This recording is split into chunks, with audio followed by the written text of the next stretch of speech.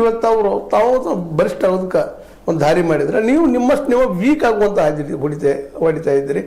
ಜೊತೆಗೆ ನಿಮ್ಮನ್ನು ಅವ್ರ ಟೀಕೆ ಅವ್ರು ನಿಮ್ಮ ಟೀಕೆ ಮಾಡಿ ನಾನೇ ಮುಖ್ಯಮಂತ್ರಿ ಅಂದಂತ ಹೋಗಿ ಸಪೋಸ್ ಏನಾದರೂ ಡಿ ಕೆ ಶಿವಕುಮಾರ್ ಅವ್ರು ಮುಖ್ಯಮಂತ್ರಿ ಆದರೂ ಸಹಿತ ಏನೇನು ಬದಲಾವಣೆ ತರಲಿಕ್ಕೆ ಸಾಧ್ಯ ಡಿ ಕೆ ಶಿವಕುಮಾರ್ನಿಂದ ಅನ್ನೋದು ದೊಡ್ಡ ಪ್ರಶ್ನೆ ಇದೆ ಇಲ್ಲ.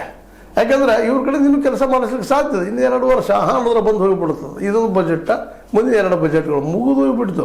ಅಷ್ಟರೊಳಗೆ ಅವ್ರಿಗೆ ಏನೋ ತಿಳುವಳಿಕೆ ಬಂದ ನಮ್ಮ ಸಿದ್ದರಾಮಯ್ಯನವ್ರಿಗೆ ಅವರಾಗಿ ಬಿಟ್ಟು ಕೊಡ್ಬೋದು ಅದನ್ನು.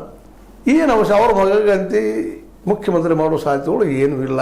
ಇನ್ನೇನು ಇರೋದು ಭಯ ಸತೀಶ್ ಜಾರಕಿಹೊಳಿ ಅವ್ರ ಸಲುವಾಗಿ ಅದ.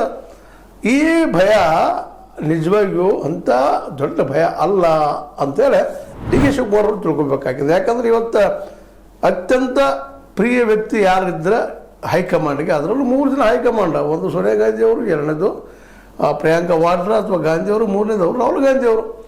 ಇವರು ಸಮೀಪ ಸಹಿತ ಹೋಗುವಂಥದ್ದು ನಮ್ಮ ಸತೀಶ್ ಅವರಿಗೆ ಎಷ್ಟು ಮಟ್ಟಿಗೆ ಅದಪ್ಪ ಅನ್ನೋ ಸಹಿತ ನಾವು ವಿಚಾರ ಮಾಡಬೇಕಾಗಿದೆ.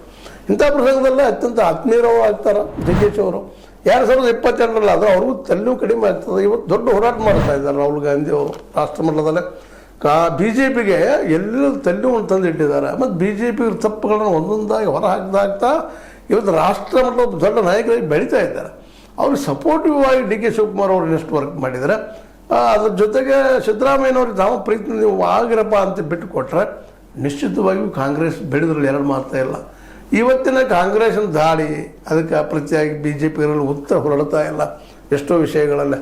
ಹೀಗಾಗಿ ಅದು ನಿಮಗೆ ಗೊತ್ತಿದ್ದ ವಿಷಯ ಅದ. ರಷ್ಯಾ ಜೊತೆಗೆ ಸಂಬಂಧ ಕೆಡಿಸ್ಕೊಂಡಿದ್ದು, ಆಯಿಲ್ ಖರೀದಿ ಮಾಡಲಾರದ, ಅಮೇರಿಕಕ್ಕೆ ತನ್ನ ಶರಣಾಗತಿ ಮಾಡ್ಕೊಂಡಂಥದ್ದು, ಅದೇ ಕಾಲಕ್ಕೆ ಕೃಷಿ ಉತ್ಪನ್ನಗಳನ್ನು ಅಮೇರಿಕನ್ ತರಿಸ್ಕೊಳ್ಳುವಂಥದ್ದು, ಅದ್ರ ಮೇಲೆ ಯಾವ ಟ್ಯಾಕ್ಸ್ ಇಲ್ಲದೆ ಹೋದಂಥದ್ದು,